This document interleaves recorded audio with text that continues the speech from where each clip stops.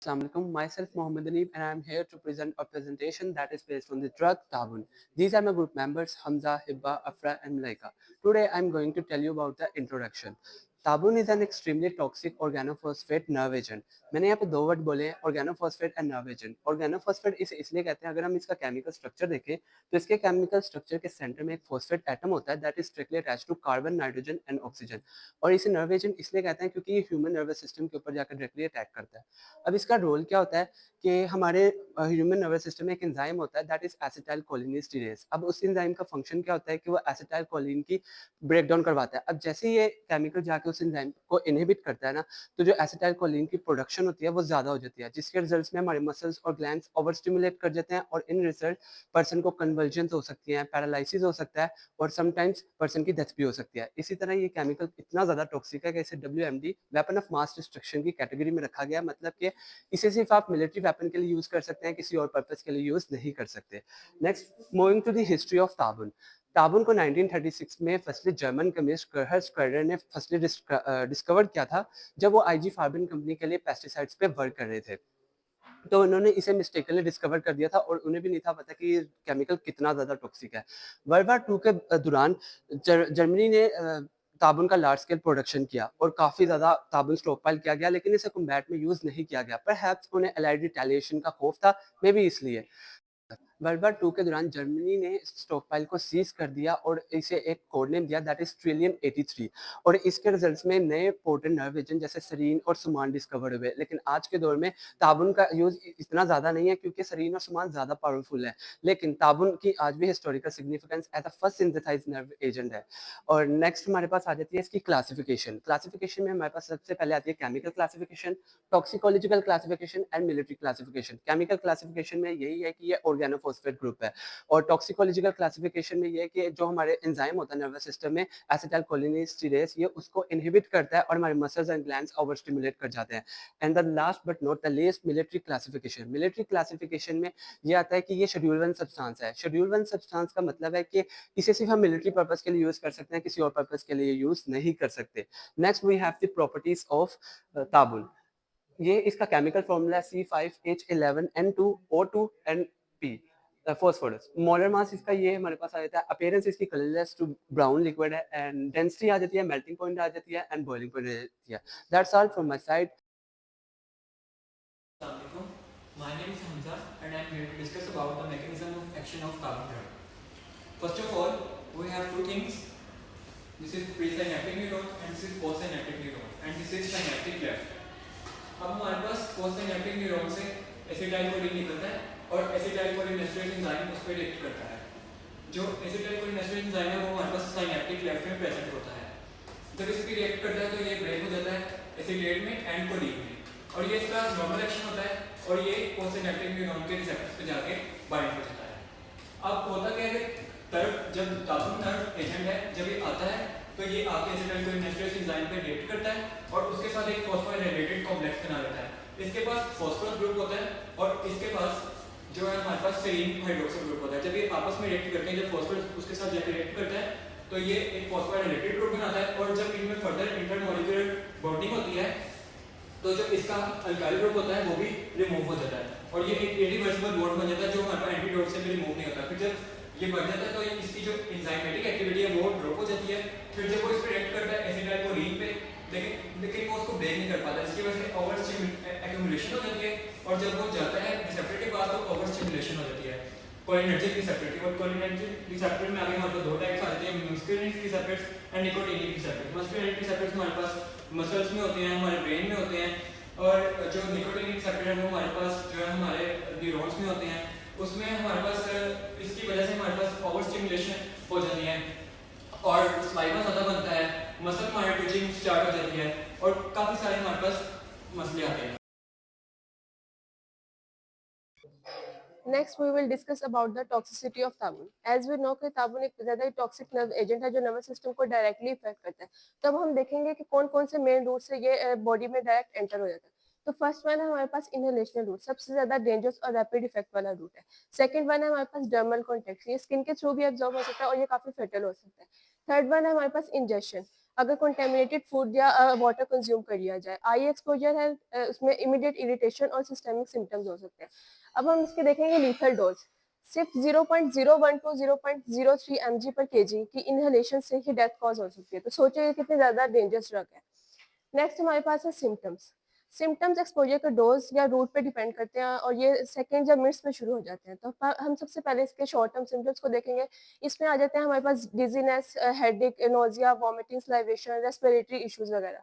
और इसमें severe symptoms में हमारे पास आ जाते हैं सीजर्स, कोमा, अगर लॉस ऑफ कॉन्शियसनेस और अगर टाइमली ट्रीटमेंट ना दिया जाए तो डेथ भी हो सकती है। और लॉन्ग टर्म सिम्टम्स में हमारे पास आ जाएंगे मसल्स में ट्विचिंग या ट्रिमर्स, रेस्पिरेटरी इशू, सांस का रुक जाना और ज्यादा स्वेटिंग हो जाना। और नेक्स्ट हमारे पास है हेल्थ इफेक्ट्स ऑफ साबुन एक्सपोजर। शॉर्ट टर्म इफेक्ट्स में आ जाएंगे nervous system over stimulation, nerves का कंटिन्यूस सिग्नल देना, स्पार्म्स, कन्वर्जन्स और लॉस, बॉडी कंट्रोल लॉस का कॉज बनता है। और इसमें हमारे पास नेक्स्ट है रेस्पिरेटरी फेलियर। रेस्पिरेटरी फेलियर में आ जाता है कि डायफ्राम और अदर रेस्पिरेटरी मसल्स पैरालाइज हो जाते हैं, जिसकी वजह से हमें ब्रीथिंग में भी इशू होती है। इसके बाद हमारे पास है कि हार्ट बीट इरेगुलर हो सकती है, कार्डिक अरेस्ट हो सकता है। इसके बाद हम डिस्कस करेंगे long term effects. Long term effects में हमारे पास है neurological impairments, prolonged inhibition of acetylcholine esterase enzyme permanent nervous system को ब्लॉक कर देता है और इसमें ऑर्गन्स डैमेज हो जाते हैं लाइक किडनी, हार्ट और लंग्स वगैरह। लास्ट हम डिस्कस करेंगे लेथैलिटी। ये इतनी ज्यादा डेंजरस ड्रग है कि अगर इसका टाइमली ट्रीटमेंट ना दिया जाए तो सेकंड या मिनट्स में डेथ हो सकती है। Assalamualaikum. Myself Akbar Fatma. Today I will discuss about medical management and treatment. जैसे कि आपको हमारे ग्रुप मेंबर्स ने बताया कि ताबून एक टॉक्सिक नर्व एजेंट है जो कि हमारे नर्वस सिस्टम को अफेक्ट करता है। तो आज हम डिस्कस करेंगे कि हम इसको ट्रीट कैसे कर सकते हैं, इसके लैथेंटिक सिम्टम्स को, like respiratory failure, cardiac arrest और seizures. So basically we have three primary objective of treatments. पहला, हम इसके टॉक्सिन को न्यूट्रलाइज करते हैं विद एंटीडोट और पेशेंट की हम कंडीशन को स्टेबल करते हैं विद स्पॉटिव केयर। और दूसरा, हम उसके एक्सेसिव डैमेज को मिनिमाइज करते हैं विद प्रॉपर फॉलोअप से। पहले हमारे पास इसका पॉइंट आ जाता है एट्रोपिन, जो कि इसका एंटीडोट है। हम इसको कैसे ट्रीट करते हैं? हमारे पास प्री सिनेप्टिक न्यूरॉन से एसिटाइलकोलिन रिलीज होता है जिसको कोलिनेस्टेरेज एंजाइम ब्रेक डाउन करता है। अब हमारे पास साबुन आ जाता है। साबुन एसिटाइलकोलिनेस्टेरेज एंजाइम के साथ बाइंड हो जाता है और वो इसे एसिटाइलकोलिन को ब्रेक डाउन होने से रोकता है, जिसकी वजह से हमारे पास ये जो एसिटाइलकोलिन है हमारे मस्कैनिक और निकोटीनिक रिसेप्टर पे जाके बाइंड हो जाता है और वो अब हमारा एक्सेसिव सीएनएस को ओवर स्टिमुलेट करते हैं, जिसकी वजह से हमें ब्रैकीकार्डिया और एक्सेसिव स्लैवेशंस और उसके अलावा ब्रोंकोकंस्ट्रिक्शंस के सिम्टम्स होते हैं। तो इसकी वजह से हम इसको एट्रोपिन एंटीडोट देते हैं, जिसकी वजह से मस्कैनिक रिसेप्टर पे जो हमारे पास एसिटाइलकोलिन है इसको आके वो डिटैच करता है और एट्रोपिन खुद बाइंड होता है और एसिटाइलकोलिन को फर्दर अटैचमेंट करने से रोकता है। इसकी वजह से हमारा ओवर स्टिमुलेशन का प्रोसेस जो होता है वो रुक जाता है और वो इन तमाम सिम्टम्स को प्रिवेंट करता है। अब इसमें भी यही है कि जो हमारे पास एसिटाइलकोलिनेस्टेरेज के साथ साबुन बाइंड हुआ है और वो उसका अपना एक्शन करने से रोक रहा है। अब हम प्रोलिडोक्साइन को देंगे, जिसकी वजह से वो प्रोलिडोक्साइन में ऑक्साइन ग्रुप होगा, वो ताबू के फॉस्फेट ग्रुप को टारगेट करेगा और इन दोनों का बॉन्ड ब्रेक करेगा, जिसकी वजह से एसिटाइलकोलिनेस्टेरेज हमारे पास जो होगा वो दोबारा रीएक्टिवेट हो जाएगा और ऐसा तो अपना दोबारा एक्शन शो कर देगा। अब ताबू के ट्रीटमेंट में हमें कुछ काफ़ी सिग्निफिकेंट चैलेंजेस को फेस करना पड़ता है, जिसमें हमारे पास पहला पॉइंट किया जाता है कि कुछ एरियाज होते हैं उनमें हमारे पास जो एंटीडोट होते हैं वो लिमिटेड होते हैं। तो ऐसा उन एरियाज में अगर पेशेंट को एक्सपोजर हो जाता है साबुन का तो हम उसको ट्रीट नहीं कर सकते हैं। और दूसरा पॉइंट हमारे पास ये आ जाता है कि साबुन में ऐसा नॉन स्पेसिफिक सिम्टम्स शो होते हैं, जिसकी वजह से उसकी डायग्नोस और ट्रीटमेंट काफ़ी डिले हो जाता है। और थर्ड पॉइंट इसमें हमारे पास आ जाता है इंजाइमेटरी। इसमें एसिटाइलकोलिनेस्टेरेज का साबुन के साथ इरिवर्सिबली बॉन्ड होता है, जिसकी वजह से अगर उसको काफ़ी 3 से 4 घंटे गुजर गए तो बाइंड हुए तो अगर हम एंटीडोट भी देंगे तो ऐसा तो अपना इफेक्ट नहीं हो सकता। Today, I will discuss legal and ethical consideration of ताबून।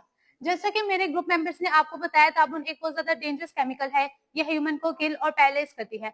ये एक नर्व एजेंट है जो केमिकल वेपन कन्वेंशन के अंडर स्ट्रिक्टली बैन है। इसका मिसयूज ना सिर्फ ह्यूमन बल्कि एनिमल और इन्वायरमेंट को भी डिस्ट्रॉय करता है। इसके लीगल और एथिकल एस्पेक्ट को अंडरस्टैंड करना बहुत जरूरी है और आज हम उसी के बारे में बात करेंगे। So firstly let's discuss about it's legal aspect. इसमें हमारे पास पहला पॉइंट है बैंड यूज। साबुन एक शेड्यूल बैंड केमिकल है, मींस के रिसर्च और प्रोटेक्शन के अलावा इसका कहीं यूज नहीं होता। जो कंट्री CWC साइन करती है उन्हें चाहिए कि वो इसका स्टॉक कंप्लीटली तौर पर डिस्ट्रॉय कर दें और organisation for the prohibition of chemical convention में इसकी रिपोर्ट कर दें। इसको वार में यूज करना अलाउ नहीं होता। अगर कोई कंट्री इसको वार में यूज करती है देन ये एक वार क्राइम है और इंटरनेशनल कोर्ट में इसको प्रॉब्लम फेस करना पड़ती है।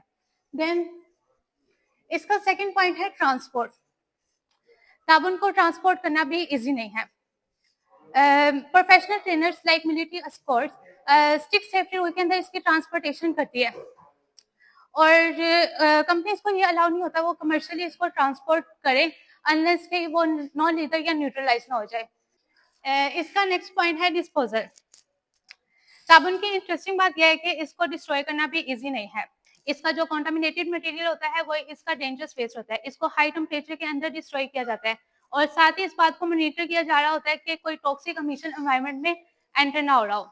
देन हमारे पास इसका लास्ट पॉइंट आता है अकाउंटेबिलिटी। अगर कोई इसका मिसयूज करता है या एक्सीडेंटली इसका यूज होता है देन गवर्नमेंट ऑर्गेनाइजेशन इसके लिए रिस्पॉन्सिबल होती है और इसको मे भी इसका फाइन पे करना पड़े। सेकेंडली इसके डिस्कस करते हैं इसके एथिकल एस्पेक्ट्स को।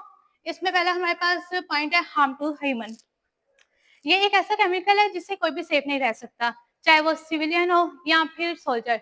इसका इम्पैक्ट हर किसी पे होता है। दैट्स व्हाई ये ह्यूमन लॉ की वायलेशन करता है। देन इसका हमारे पास थर्ड पॉइंट है इन्वायरमेंटल डैमेज। अगर ये इन्वायरमेंट में लीक हो देन एयर वाटर और सॉइल को कंटामिनेट करता है। देन इसका हमारे पास थर्ड पॉइंट है बर्डन ऑन फ्यूचर जनरेशन। अगर इसको प्रॉपर्ली डिस्ट्रॉय ना किया जाए देन इसका इम्पैक्ट फ्यूचर जनरेशन पे आता है। और लास्ट में हमारे पास आता है पब्लिक अवेयरनेस और लोगों को चाहिए कि वो इसके बारे में प्रॉपर्ली गाइड हों, स्पेशली उन एरियाज में जाएंगे ट्रांसपोर्ट और स्टोर होते हैं। Thank you.